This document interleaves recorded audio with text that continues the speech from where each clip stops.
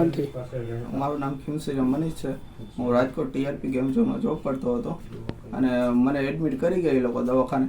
એ પછી કોઈ મારે ખબર અંતર પૂછવા કોઈ આવેલું નથી. અને હમણાં એવી પરિસ્થિતિ છે કે મારા પપ્પા બીમાર છે કોવિડના કારણે.